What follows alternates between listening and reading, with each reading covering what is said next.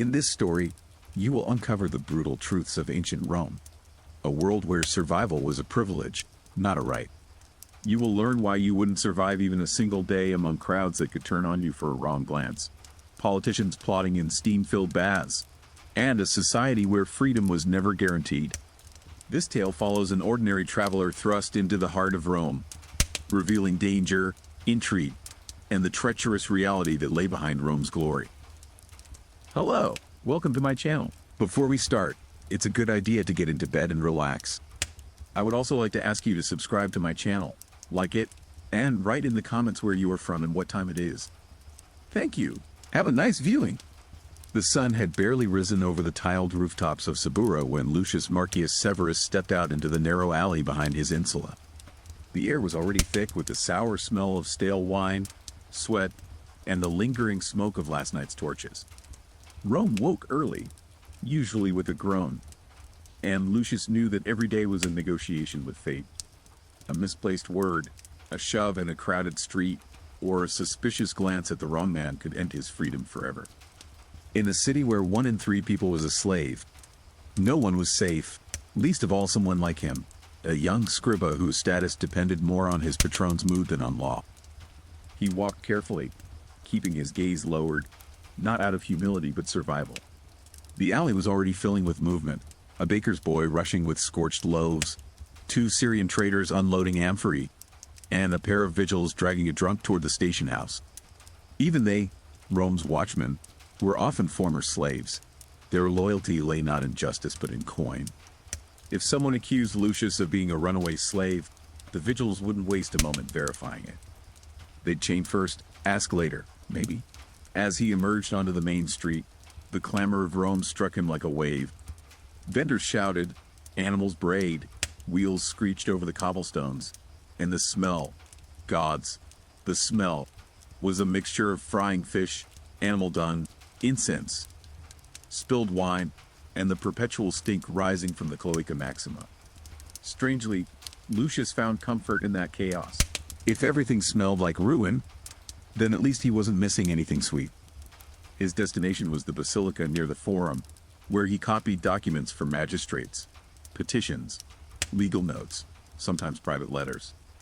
His literacy was a gift his father had bought with favors rather than money, but in Rome even skills could be stolen.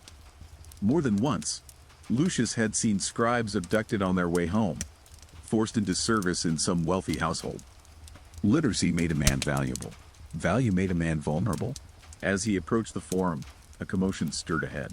A crowd had gathered around a trembling young man, barely older than Lucius. His tunic was ripped at the shoulder, dust clinging to his hair. Facing him stood a man in fine clothing, clearly a merchant of some status, pointing a firm finger. "Fur! Thief!" the merchant bellowed. The boy stammered, "I didn't. I swear by the gods." It didn't matter. Already 2 vigils pushed through the crowd. The accusation alone was enough. Theft? Slave. Insolence? Slave. Suspicion? Slave. Rome did not require proof. It required order. Lucius forced himself to walk faster, to stop, to stare, to show sympathy. Any of it could be misinterpreted. He had seen such incidents before. Sometimes the thief was sold the same day. Sometimes he disappeared into a mine, never to return. Lucius swallowed hard. Rome was beautiful from afar, but inside its marble flesh ran veins of fear. At his workplace, the basilica buzzed with activity. Magistrates, clients, petitioners, and slaves all crowded beneath the high vaulted ceiling. Lucius made his way to his usual table, but before he could set down his wax tablets, a familiar voice echoed. "Lucius, finally. I've been waiting." It was Gaius Livius Varro, his patron's nephew, a man whose self-importance was larger than his actual achievements. Gaius smiled, but it was not a friendly smile.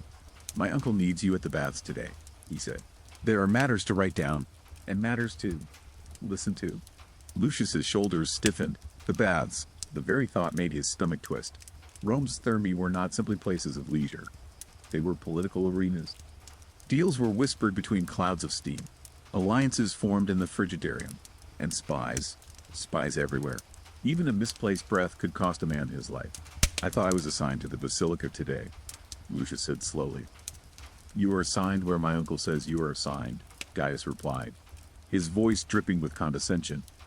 Be at the Baths of Agrippa by midday. Don't be late. And don't speak unless spoken to. Lucius nodded, though every instinct urged him to refuse. But refusal was impossible. A patron provided protection, but only as long as obedience was absolute. The rest of the morning passed in a blur. He copied decrees, sealed documents, and prepared himself for whatever awaited at the baths. When the sun reached its highest point, Lucius made his way down the crowded streets toward the massive structure near the Campus Martius. The Baths of Agrippa rose like a palace of stone and heated air. Columns towered overhead, and inside, the air hummed with voices, some relaxed, some tense, all dangerous. As Lucius entered the apoditorium, the changing room, he saw senators reclining as slaves undressed them, wealthy merchants boasting loudly, and groups of men speaking in hushed tones that ended abruptly whenever someone unfamiliar passed. He spotted his patron, Marcus Livius Varro, seated near the tepidarium's pool. The man had the face of someone accustomed to getting his way. Sharp eyes, a stern mouth, and an aura of quiet menace. Lucius, Varro said without turning his head. Come, sit beside me, and keep your ears open. Lucius obeyed, lowering himself onto the warm stone bench. Steam drifted through the chamber, making all faces blur slightly, as if the gods themselves wished to hide the truth of what happened here. Two other men approached Varro. Both wore the rings of senators. Everything is prepared for tomorrow's vote, one whispered. Good, Varro replied, but our friend must not know the details yet. Spies are everywhere, even in the baths. His eyes flicked briefly, very briefly, toward Lucius. Lucius felt cold despite the heat. Varro continued, we will finalize our plan in the caldarium. The steam will keep out wandering ears. The men nodded and walked away. As Varro rose to follow, he leaned down and murmured, Lucius, remember, if you repeat a single word you hear today, you won't live long enough to regret it. And with that, Lucius realized that the baths would not simply be dangerous, they might become the place where his fate was sealed. Lucius followed his patron into the caldarium, where the air shimmered with thick steam rising from the heated pools. The stone walls glistened as if sweating, and every sound echoed strangely, distorted by the heat. He moved cautiously, keeping a respectful distance, knowing that even a careless step could be seen as insolence among men whose tempers were as unstable as Rome's politics. Inside, Varro joined two senators waiting near the far wall, their silhouettes barely visible through the vapors.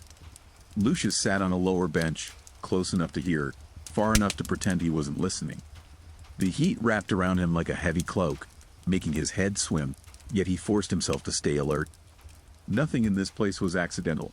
Every whisper carried weight, every glance held meaning. One senator spoke first, his voice low and steady. He warned that tomorrow's vote could fracture loyalties across the forum. Merchants were already nervous, and rumors spread that the grain supply fleet was delayed. Rome lived and breathed on its grain, and even a hint of shortage turned crowds violent. Lucius felt a shiver slide through him despite the heat, remembering riots he had witnessed in his childhood. Varro responded calmly, but there was steel beneath his tone. He said their faction needed decisive unity to control the narrative before panic grew. If the people believed the shortage was being managed, they would hold their tempers. But if rivals stirred fear for their own gain, chaos would sweep through the city. Rome's power was not marble or legions, it was the fragile illusion of control. Another senator shifted, his outline flickering in the mist. He mentioned a rival magistrate who had been gathering support quietly. If he influenced tomorrow's outcome, their entire position could collapse. Varro leaned forward, his voice dropping to a whisper that still carried menace. He insisted the magistrate must be dealt with before the vote began, though he left the method deliberately unclear. Lucius sensed danger in every word. Deals struck in the baths rarely ended cleanly. Rome's politics were soaked not only in steam but in blood, favors, and silent threats. He pressed his hands against the warm stone, grounding himself as dizziness tugged at his thoughts. The oppressive heat made his pulse pound in his ears, blurring the edges of the senators' voices. As the discussion deepened, Varro suddenly shifted his attention. He addressed the others, warning that spies could lurk even where steam tried to hide them. The senators glanced around uneasily, their outlines sharp for a moment before dissolving again into the white haze. Lucius held his breath, praying they wouldn't question why Varro brought a scribe instead of a slave. His status offered thin protection. A moment later, Varro dismissed their concerns, claiming he trusted Lucius as he would trust his own right hand. The words surprised Lucius, though he quickly realized they were meant to reassure the others, not honor him. Trust in Rome was a tool, one used only when it benefited the speaker. Still, he kept his expression neutral, allowing the heat to blur his features. The conversation shifted again, turning toward alliances beyond the city. One senator hinted at tensions in the provinces, where governors demanded extra funds. If support dwindled there, Rome's influence might weaken. Varro waved a dismissive hand, saying distant politics mattered only if they disrupted the capital. Everything revolved around Rome itself. The provinces were stars orbiting a burning sun. When the meeting ended, Varro approached Lucius with slow steps. His eyes were sharp despite the rolling steam. He ordered Lucius to remember nothing except what he would later be told to write. Lucius nodded, knowing silence was his only shield. As they left the caldarium, cooler air washed over him. BR. Lucius stepped out of the baths of Agrippa into the sharp glare of the afternoon sun, blinking as the city's noise crashed back into his senses. After the heavy, suffocating heat of the caldarium, the open air felt almost cold. He paused on the marble steps, letting his breathing settle. Rome pulsed before him, alive, unpredictable, and always hungry for the unwary. He moved down the busy street, letting the tide of bodies pull him forward. The smells of fish, sweat, and crushed herbs mingled into a familiar haze. Yet today, even the ordinary stench carried tension. People whispered about the grain fleet. Others argued loudly, claiming senators were hiding the truth.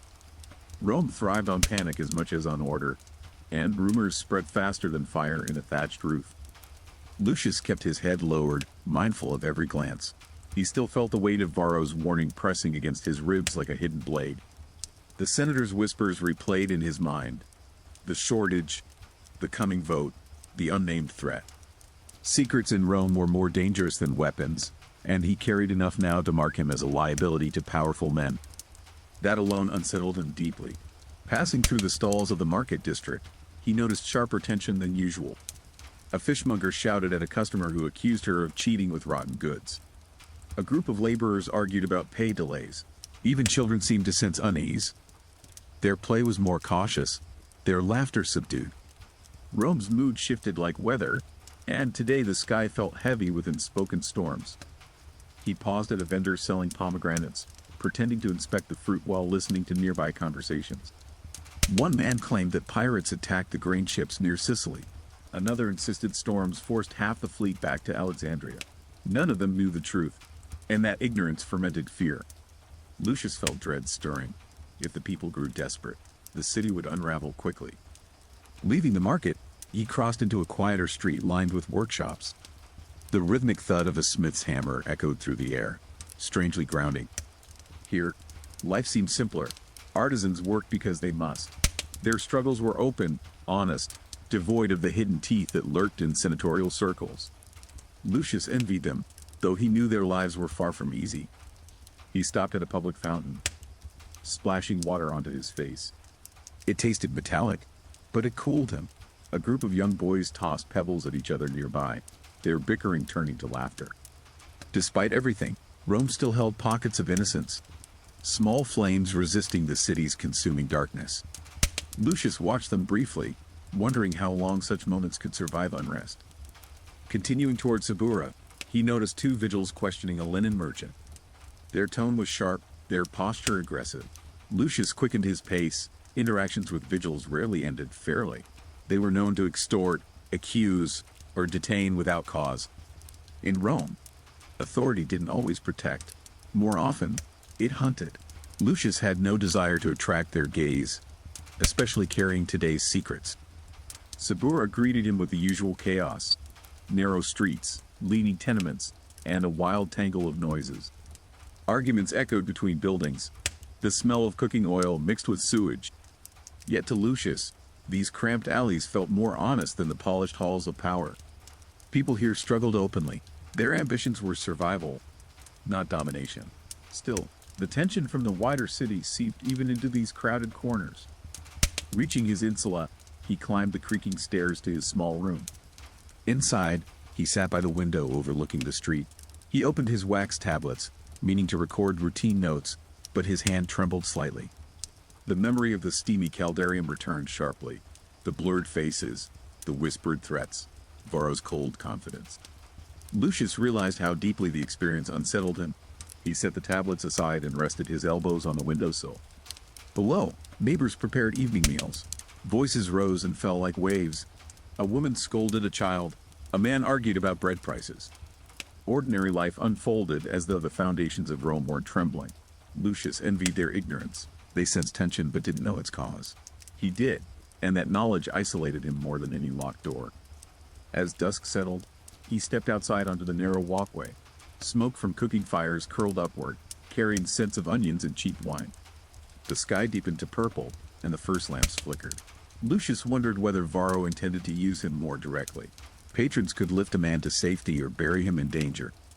Their favor was both shield and shackle, always bound to their ambitions.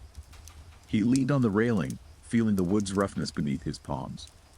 The coming vote loomed in his thoughts, heavy as storm clouds. If the grain shortage worsened, riots were inevitable. Senators would turn on each other, alliances would shift, and ordinary citizens like him would be crushed beneath the struggle. Rome's beauty hid a brutal truth. Its greatness rested on fear, control, and silence. Lucius knew he couldn't escape Varro's plans. Whether he liked it or not, he had already stepped into the shadows where politics and danger intertwined.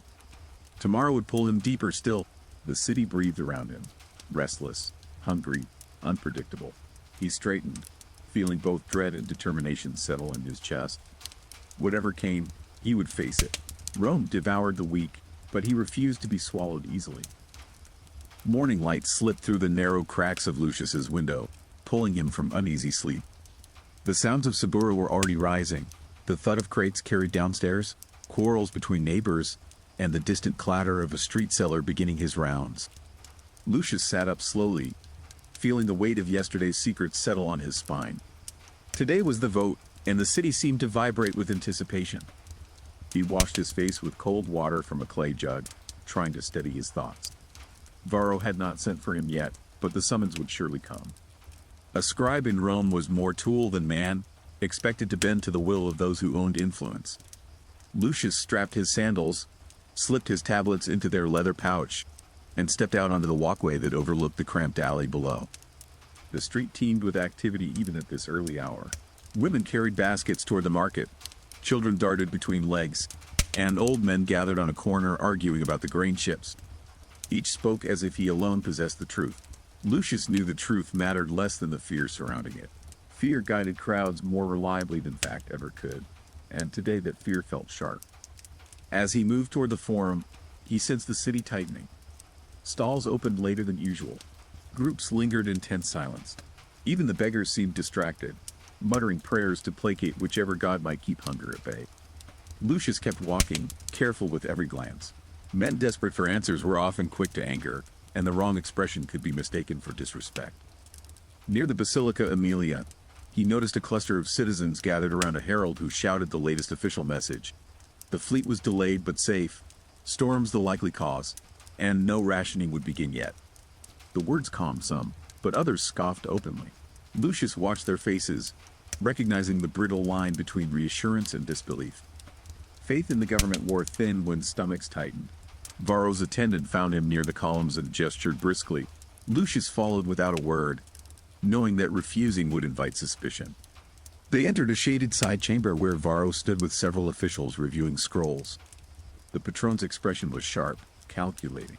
When he saw Lucius, he motioned him closer, placing a hand on his shoulder with chilling familiarity.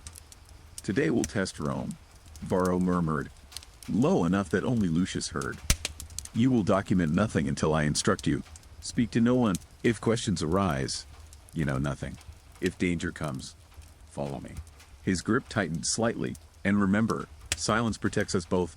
Lucius nodded, aware that the protection might be temporary, fragile as a cracked tile underfoot.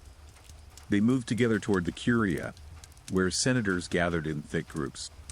Guards stood at the entrance, their armor polished, their expressions stern. Inside, the air hummed with tension. Though Lucius waited outside with the other assistants, he could feel the weight of the discussions through the stone walls. Raised voices, hurried footsteps, the sharp rhythm of debate clashing like blades. Time passed in slow waves. Assistants whispered among themselves, trading rumors about alliances and betrayals. Lucius kept apart, leaning against a pillar. His mind drifted to the Caldarium's steam-thick whispers, remembering how Varro spoke of a rival magistrate who needed handling. He wondered if that plan unfolded now behind the Curia's doors, unseen but shaping Rome's future. When the senators finally emerged, their expressions ranged from triumphant to furious. Varro approached with a measured stride, his face unreadable. He ordered Lucius to accompany him to a side chamber where several men awaited. There, Varro dictated an official summary of the proceedings, carefully worded, each phrase sharpened to present strength and stability. Lucius wrote swiftly, ensuring no hesitation betrayed him. After the meeting, Varro dismissed the others and spoke to Lucius alone. "We will visit the forum," he said. "The people must see confidence, even if they do not feel it." They walked together down the stone steps into the pulsing crowd. Citizens pressed forward, hungry for answers. Varro addressed them with calm authority, offering reassurances that the grain would arrive soon. Lucius observed the crowd closely. Some faces softened, soothed by Varro's steady tone. Others remained hard, distrust simmering beneath their eyes. Rome's stability hung on this delicate balance between faith and fear. Lucius realized how easily it could tilt toward chaos if the wrong rumors spread or if the fleet was further delayed. When Varro finished speaking, the crowd dispersed slowly. Lucius felt the tension ease only slightly. As they walked away, Varro spoke quietly. "Tonight, I expect you at my domus. There will be documents to prepare." His voice carried an edge that hinted at more than writing. Lucius knew he had no choice but to obey. The web of politics tightened around him, drawing him deeper. The rest of the day passed in a haze. Lucius wandered the streets, observing the subtle shifts in the city's mood. Some citizens remained anxious, others clung desperately to optimism. Vendors raised their prices, sensing opportunity.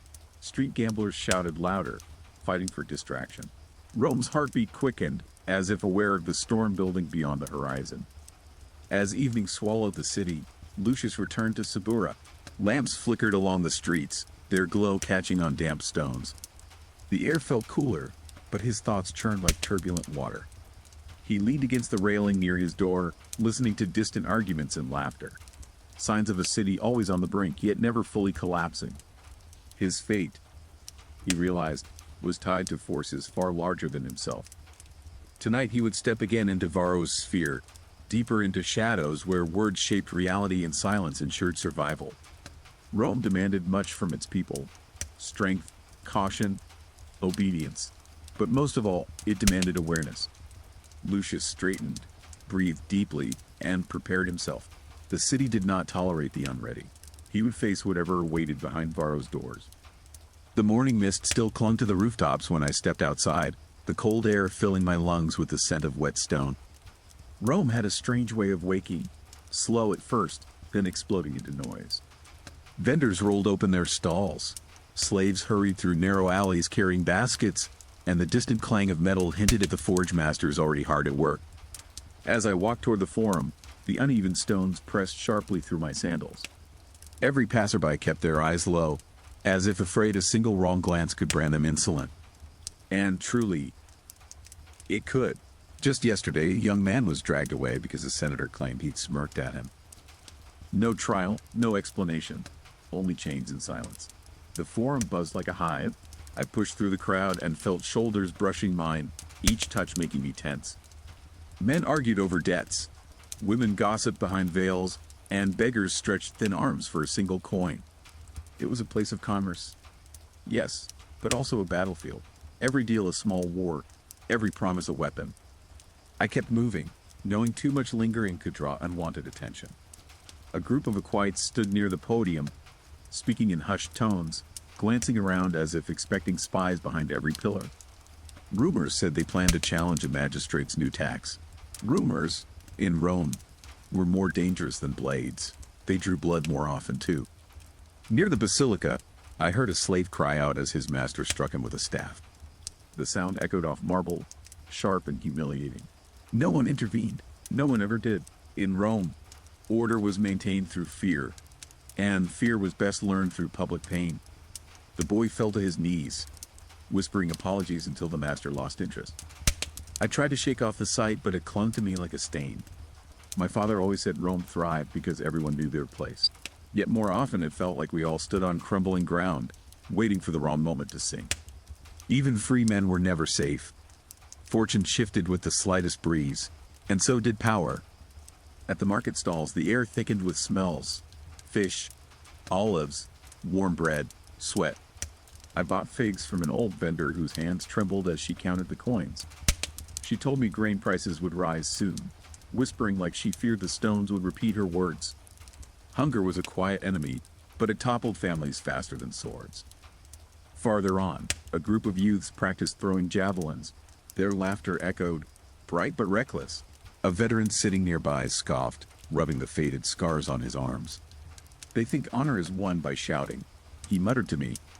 Wait until they see a real battlefield. Rome raises soldiers, yes, but she also devours them. By midday, the sun burned away the morning chill, and heat shimmered against the stone walls. I made my way toward the baths, not for rest but to listen. Everyone knew the baths were less a place to cleanse the body and more a place to pollute the mind with secrets. Steam carried whispers easily, and I needed information. Inside, the warm air enveloped me instantly, filling my lungs with the mineral scent of water and sweat. Men lounged on benches, discussing politics as casually as others discussed weather. A pair of senators exchanged low sentences about an upcoming vote, their tones clipped, cautious. Even here they measured every word, aware of invisible ears. I sat nearby, pretending to relax while my heart hammered. Their conversation drifted to the governor of Syria, who, they said, planned to redirect military funds. Treasonous or brilliant depending on who listened. My stomach tightened. This was the kind of talk that could end lives, or elevate them, but only for those bold enough to act on it. As I immersed myself in the warm pool, I felt eyes lingering on me. A man I didn't recognize watched from across the water, his expression unreadable. Perhaps he saw I was listening. Perhaps he guessed too much. In Rome, being noticed was as dangerous as being forgotten. I lowered my gaze, hoping he would lose interest. When I finally left the baths, the afternoon sun cast long shadows across the streets. Rome looked peaceful, almost beautiful, but I knew better. Beneath that beauty lay tension, ambition, and the constant threat of ruin. I tightened my cloak and headed home, each step reminding me that survival here demanded more than strength. It demanded silence. As the city hummed behind me, I wondered how long I could keep navigating these invisible currents. Watching, listening, pretending. One mistake, one overheard whisper, one misplaced glance. Any of it could end my life or strip me of everything that made me free. In Rome, fate was not written by the gods but by the powerful. Night settled over Rome like a thick cloak, swallowing the colors until only torchlight carved shapes from the darkness. The streets grew quieter, but never silent. Dogs barked in distant alleys, drunken voices carried from taverns, and somewhere a cart's wheel groaned under heavy load. Rome never truly slept. Even its shadows seemed awake. I moved carefully along the narrow vicus, the air cool against my skin. The events of the day still clung to me. Whispers in the baths, the man who'd watched me too long, and the senator's talk of the governor in Syria. Every detail replayed itself in my mind, twisting into uneasy possibilities I tried to ignore. Passing a row of insulae, I noticed a group gathered near a doorway. Their torches flickered, revealing the curled figure of a man on the ground. A landlord shouted at him, waving a tablet where debts were written. The man begged, voice hoarse. A crowd watched, indifferent. In Rome, compassion was a luxury few bothered to afford. I didn't linger.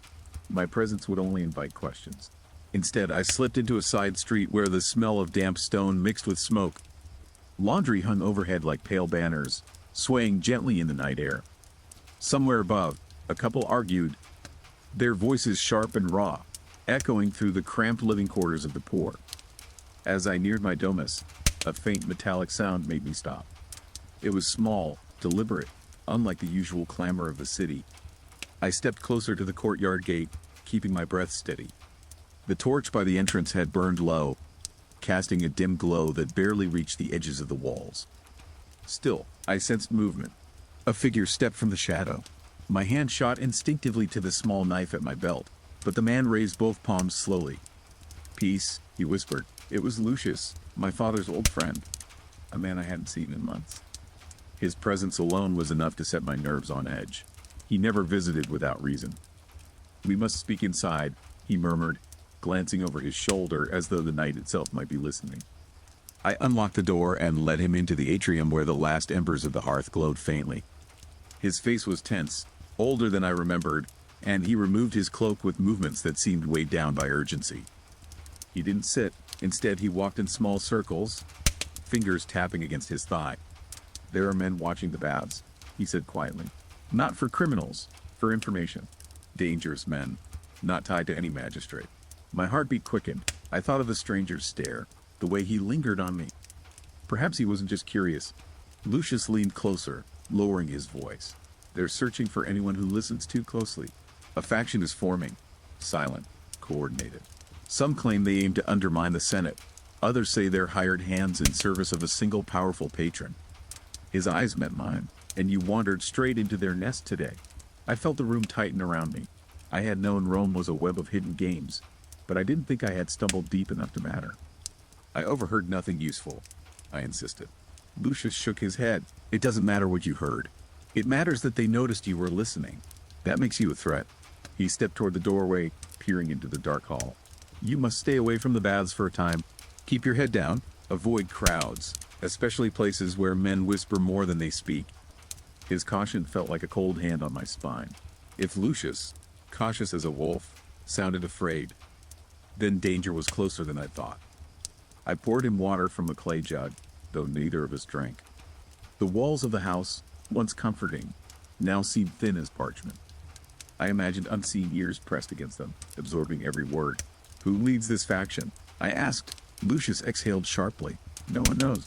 That's what makes them powerful and unpredictable." A long silence stretched between us. Outside, a cart rattled by and faded into the night. Lucius finally placed a hand on my shoulder.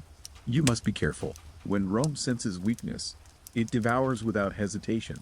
And when powerful men fear betrayal, even the innocent become convenient sacrifices." His words settled heavily in my chest. After he left, I remained standing in the dim atrium, unable to shake the feeling that the shadows around me had deepened. The city was vast, but danger traveled swiftly through its veins. Somewhere out there, strangers knew my face, knew I had been watching. And in Rome, to be noticed by the wrong people was a sentence all its own. I locked the door and retreated to my sleeping chamber, though rest felt impossible. My mind churned with fragments of conversation, suspicious glances, and Lucius's warnings. I lay awake long into the night, listening to Rome breathe, uneven, restless, hungry. By dawn, I realized a truth that chilled me deeper than cold water ever could. I was no longer just an observer. I had become a piece on someone else's board. Dawn crept slowly across the city, staining the rooftops with a pale, uncertain glow. I hadn't slept, only drifted in and out of uneasy thoughts. Every sound outside felt sharper than usual. The clatter of a cart, footsteps in the corridor, even the flutter of pigeons on the tiles. Rome woke as it always did, but I rose feeling hunted. When I stepped into the atrium, the air was cool and heavy with the faint scent of last night's embers. I washed my face in the cold basin, trying to steady my thoughts. Lucius's warning echoed through my mind, repeating itself like a chant. "They noticed you." A simple phrase, yet it clung to my ribs like a tightening rope. I decided to leave the house early, hoping movement might clear the fog in my head. The streets were calmer at this hour, the chaos of daytime still gathering its breath.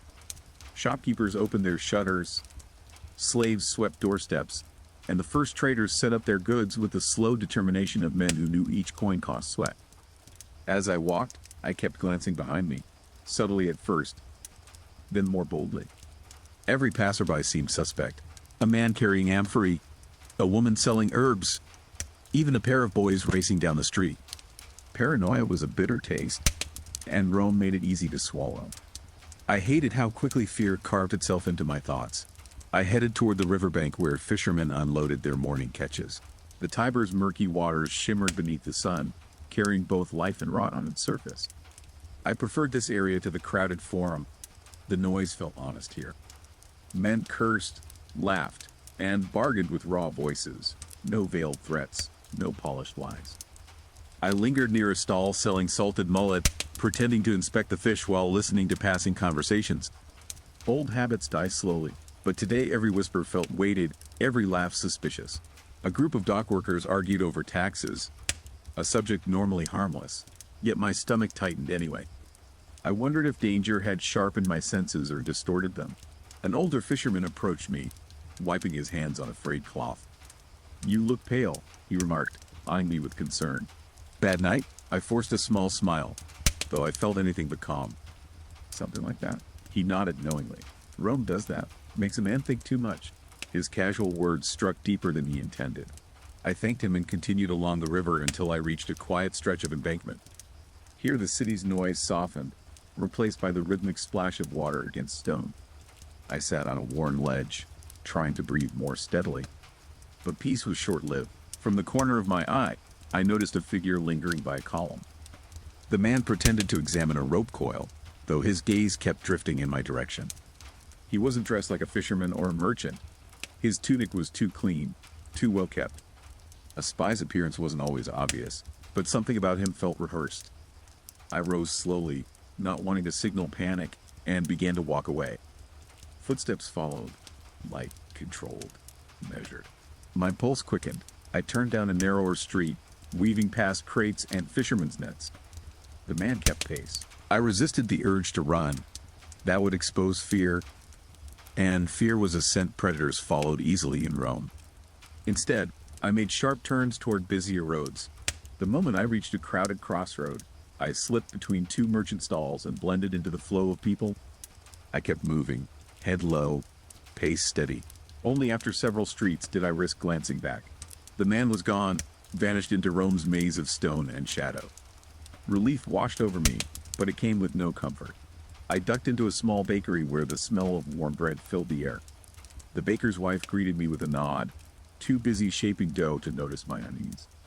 I bought a small loaf, mostly for the excuse to linger. The walls were thick here, the environment grounded. For a moment, I felt almost safe, but safety in Rome was a fragile illusion. As I stepped back outside, a messenger boy rushed past me, nearly knocking the bread from my hands. "Watch it," I muttered, but he didn't look back. A wax tablet had slipped from his pouch, landing near my feet. I picked it up and my breath caught. It bore the seal of the urban prefect.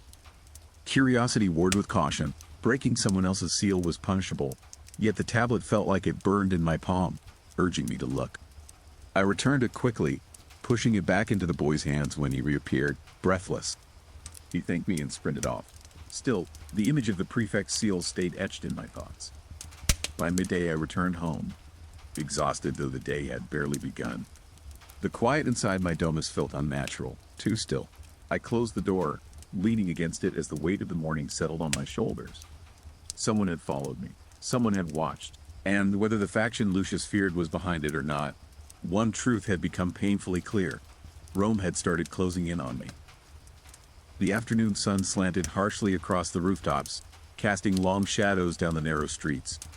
I stayed close to walls, moving from alley to alley, trying to appear like any other pedestrian. Rome was alive around me, but the city felt different today, heavier, as if the stones themselves whispered warnings. Every footstep carried the risk of exposure. I passed a group of young men tossing a ball, their shouts ringing clear, carefree in contrast to my tension. Yet even they seemed caught in the city's pulse, pausing as a cart rattled past. Life went on, relentless and indifferent, and I was learning that in Rome, survival depended on blending into that current, becoming unnoticed, yet always alert. By the Tiber, fishermen hauled in nets thick with small fish. Their hands were rough, cut from years of work, yet they moved with precision. I lingered nearby, watching them, letting the mundane rhythms steady my mind. The river smelled faintly of salt and decay, a reminder that even sources of life carried a hint of corruption. A shadow detached itself from a column near the docks. My heart thumped sharply, muscles tensing. The man's tunic was too fine, his posture deliberate. He scanned the crowd like a hawk, eyes narrowing whenever he glanced my way. I ducked into the nearest alley, pressing myself against the cool stone, counting heartbeats until I dared move again. Even as I kept my distance, I could sense he followed, moving with patience, calculation. This was no random encounter. In Rome, patience often preceded violence. I traced my route through quieter streets, weaving past laundry lines and open windows, every step measured. One misstep could give him the chance to approach openly. Near a small bakery, the scent of warm bread tempted me, but I ignored it, focusing on the rhythm of my escape. A street vendor shouted about figs and olives, oblivious to the tension passing through his stall. I moved past quickly, careful not to draw attention. Rome's life went on, a perfect cover for those who wish to hunt unseen. Finally, I reached a secluded courtyard, dim and shadowed. I slowed, listening for signs of pursuit. The only sound was a cat meowing in the corner and the faint rustle of leaves from a courtyard tree. My pulse began to normalize, but I knew the danger had not passed. The city was too dense with eyes, too thick with intrigue, to allow true safety. I leaned against the stone wall, considering my next move. Returning home risked further observation. Staying here was only temporary. Every option carried danger, but the necessity of patience outweighed rash action. I reminded myself of Lucius's warning. In Rome, even those with good intentions could vanish if they misjudged the moment.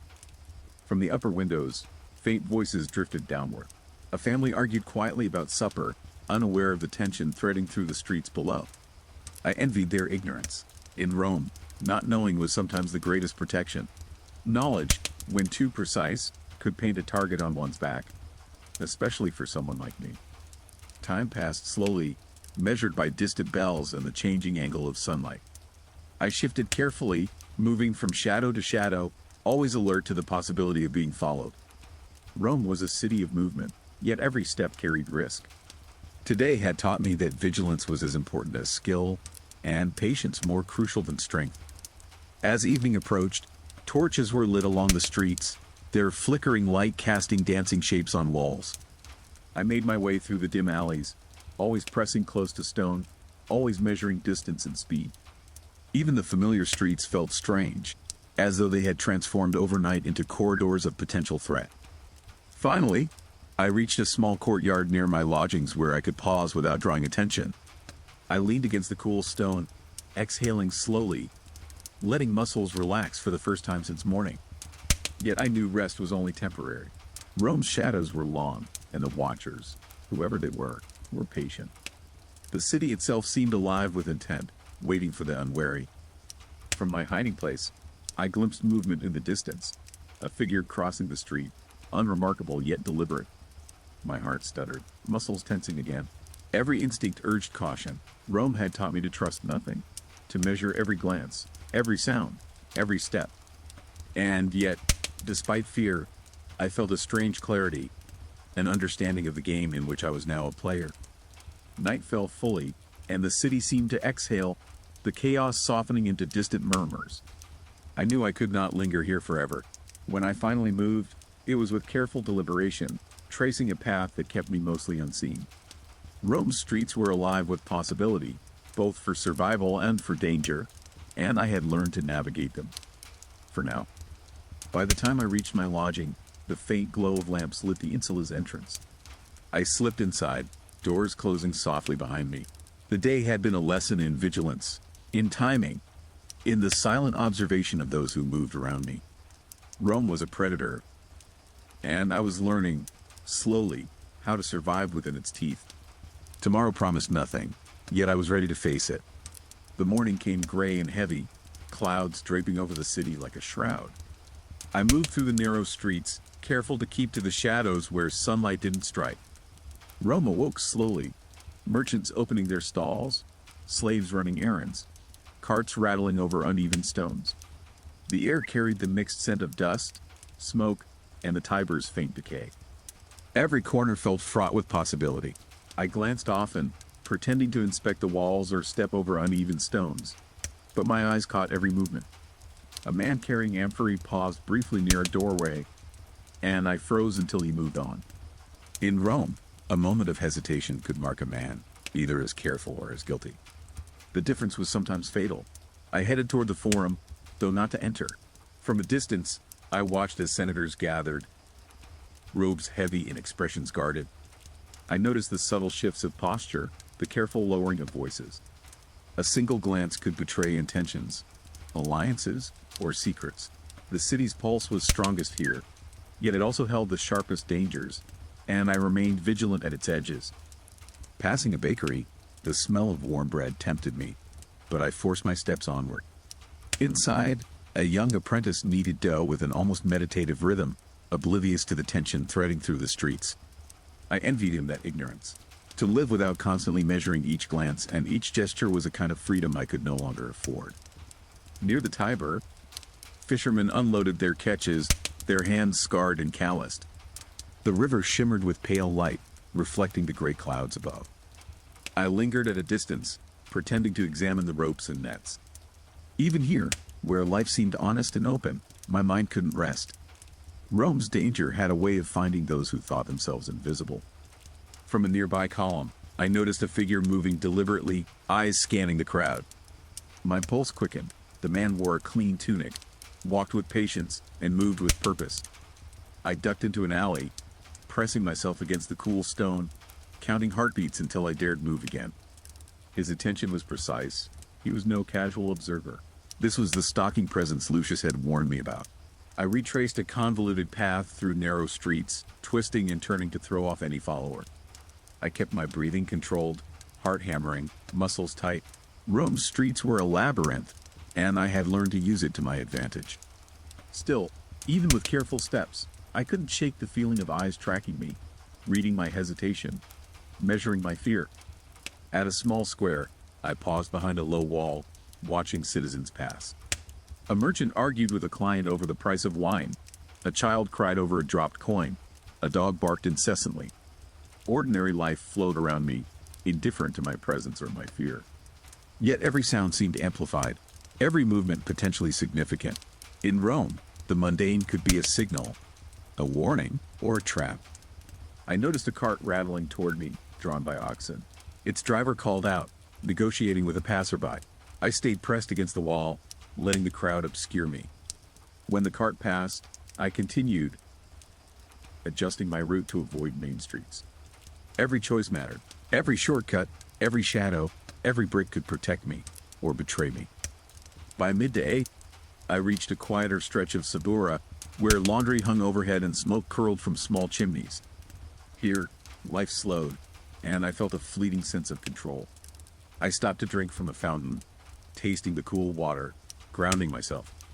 Even here, however, I remained alert. Rome never truly allowed a man to relax. Threats could hide in the calmest courtyards. A group of children played nearby, tossing a leather ball and laughing. Their innocence was jarring, almost painful. I remembered the baths, the whispers of senators, the shadowed gaze of strangers. In these moments, I realized how fragile safety was, how fleeting. And yet, I envied them. To be unaware, to live without constant vigilance, was a luxury I had lost. I moved again, blending into the alleys, keeping low, adjusting my pace to match others. Every glance behind me felt necessary. Every sound heightened. A dog barked from a doorway. A cart rattled over stones. Distant voices raised in dispute. My senses sharpened, mapping danger, tracking movement, noting anomalies. I was learning Rome's rhythms, its signals, its concealed threats. Eventually, I approached the marketplace again, though I did not intend to engage. Vendors shouted, buyers haggled, and the air was thick with heat and smoke. I skirted the edges, avoiding attention. Here, information flowed freely, but so did deception.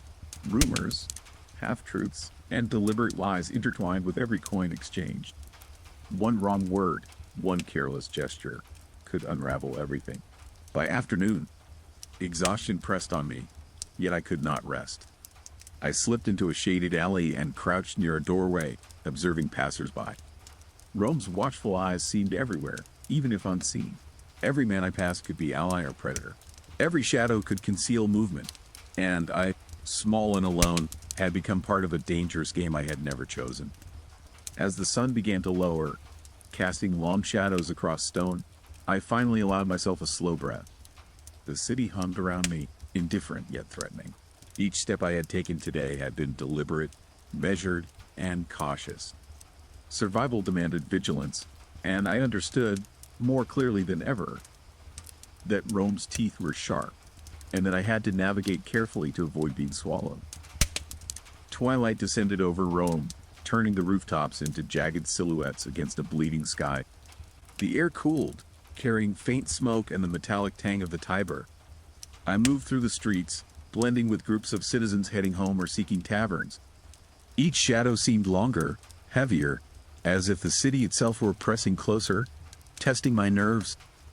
I paused near a small shrine tucked between two insuli, pretending to admire the worn carvings of the household gods. The quiet moment allowed me to measure the streets and alleys ahead. Movement flickered in the periphery, figures that might be passers-by, but might also be watchers. My pulse quickened. Rome taught its citizens to see danger in the mundane. As I continued, the market square appeared almost deserted, yet my senses detected subtle activity. A man leaned against a stall too casually, hands tucked in his tunic. Another lingered by a fountain, eyes scanning passers-by. Their attention was not for commerce. My instincts tightened, forcing each step to be calculated, each glance deliberate. One misstep could cost everything. I ducked into a narrow alley, feeling the cool stone walls close around me. Faint noises of the city, the shuffle of feet, distant voices, the clatter of a wheel, reached me, amplified in the stillness. The air smelled faintly of cooked onions and damp earth. Here, in the shadows, Rome felt closer to its true self. Dangerous, unpredictable, alive with the hidden motions of power. Emerging onto a quieter street, I observed a group of men conversing in hushed tones. Their robes marked them as freedmen, yet their demeanor carried authority.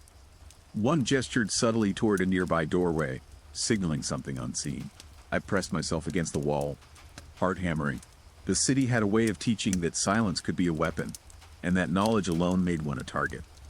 The Tiber shimmered faintly under the fading light, and I walked along its embankment for a brief sense of openness. Fishermen hauled in the day's catch, their hands rough and swift. A child's laughter echoed from a nearby dock, innocent and stark against the tension threading the streets. Even this small pocket of life could not erase the constant pressure that Rome imposed on the weary. I paused near a cart piled high with grain sacks, noting the vendors' wary glances at passers-by. The rumors of shortages and delayed shipments had begun to infect even these quiet tradesmen. Rome's anxieties moved quickly through every street and alley, touching the innocent and the guilty alike. Every whisper, every glance, could carry consequence beyond its immediate intent. As darkness deepened, I slipped into a narrower lane, the walls close enough to touch on either side. My steps were quiet, careful, but even so I felt the city's gaze in every shadow. A man emerged from a doorway, paused deliberate, before continuing down the street. I froze, blending with the darkness, counting heartbeats until he passed. The lesson was clear. In Rome, patience and observation were survival. Finally, I reached a small courtyard near my lodgings, dimly lit by a single lamp. I allowed myself a slow exhale, muscles relaxing for the first time since midday. The streets were unpredictable, but familiarity could offer temporary sanctuary. Yet even here, I knew Rome's dangers were never far. To survive, vigilance could never be abandoned, not even for a moment. I leaned against the wall, considering the events of the day. Every step, every glance, every shadowed figure had demanded attention. The city was a living organism, feeding on fear and curiosity alike. My pulse slowed, but not entirely. I understood that tomorrow and the days after would demand the same careful navigation. Rome gave no respite, only the illusion of safety. From the upper windows, faint laughter drifted down, neighbors oblivious to the tension threading through the streets. I envied their ignorance. In this city, not knowing could be protection, yet my life now depended on knowing too much. Every rumor, every observation, every overheard word had become a link in an invisible chain tying me to forces far beyond my control. As the city exhaled into night, I prepared to enter my lodgings. The doors closed softly behind me, but the sense of eyes upon me lingered. Rome was a predator, patient and unyielding. Today had tested my alertness, my speed, and my judgment. I had survived, but the lesson remained clear. In this city, every day demanded awareness, and every shadow could conceal both threat and opportunity. I finally settled in a small corner of my room, but sleep remained elusive. Thoughts of the baths, the watchers, and the whispers of powerful men circled relentlessly. Rome's power rested on vigilance, manipulation, and fear, and I had been drawn into its currents. Tonight, I was a student of its lessons. Tomorrow, I would be tested again. Even as my eyes closed briefly, I imagined the streets alive with unseen movements. Each footstep, each whispered word, each glance could shift the city's balance. Rome thrived on subtlety, and every citizen, whether free or enslaved, was subject to its tides. I realized that to navigate it successfully, I could trust nothing, assume little, and observe everything.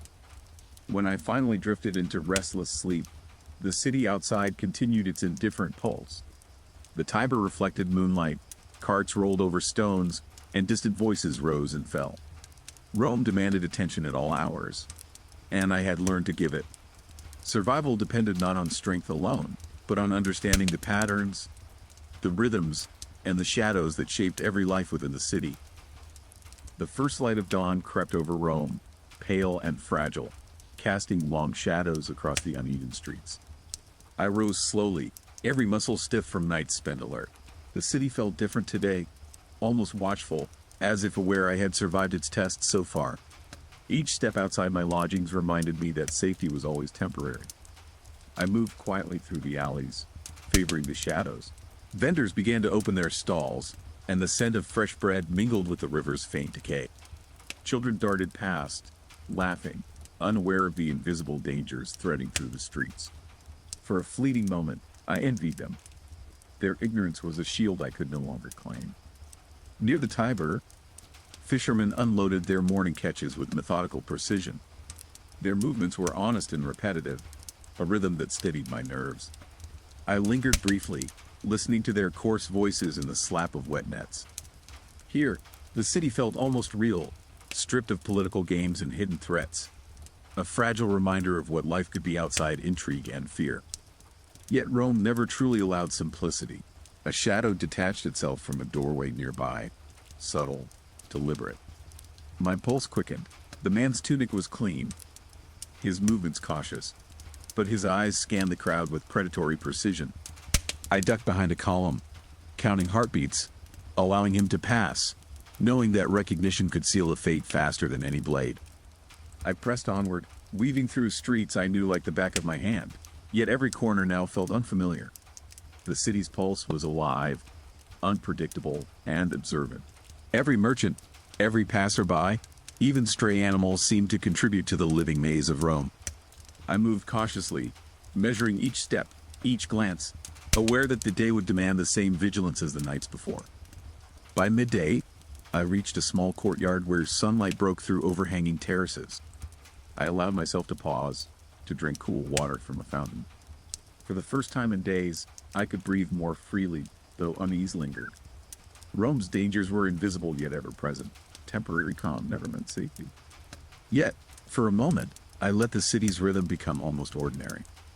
I considered the baths, the whispers in marble corridors, the factions moving silently through shadows. All of it, the intrigue, the surveillance, the hidden alliances, had shaped me.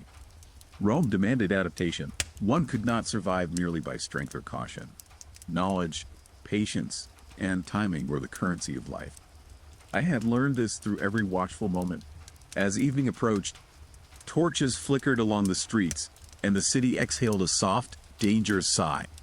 I moved homeward, blending into the crowd, noting each eye, each gesture.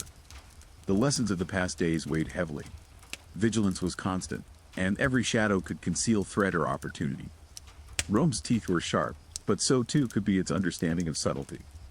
Returning to my insula, I paused at the doorway, feeling the familiar warmth and dimness of home. My lodgings were simple, but they represented temporary sanctuary. Inside, I could rest, reflect, and plan. Yet even here, I remained aware. The city had taught me that safety was an illusion, and the price of being noticed too deeply was swift, often irreversible. Night settled fully, quiet except for distant sounds, dogs barking, carts rolling, and faint voices drifting from open windows. I lay on the narrow cot, heart still alert, eyes tracing the ceiling. Rome had revealed itself in layers of danger and routine, power and fear. I had survived because I adapted, observed, and moved carefully, knowing every moment could be my last. Sleep came at last, shallow and interrupted, but restorative enough. I dreamed of shadows moving along marble walls, of whispers in heated rooms, and of the Tiber flowing under a sky that knew all secrets. Tomorrow, the city would wake again, and I would face it armed with what I had learned. In Rome, knowledge was both weapon and shield, and I now carried it as carefully as any sword. By the faint glow of moonlight, I understood something fundamental. Rome was never just a city. It was a living test, a trial of wit, patience, and courage. The innocent were consumed, the careless vanished, and only those who learned to read its hidden currents survived. I had become one of them, perhaps not strong, perhaps not safe, but observant. And in Rome, that was everything. As the final hours of night passed, I felt a quiet resolve settle in my chest. I could not change the city, nor escape its laws and dangers, but I could navigate it, survive within its shadows, and endure. Rome demanded much, yet it also offered understanding for those who learned its rhythms. I was awake, aware, and alive, and that alone felt like victory.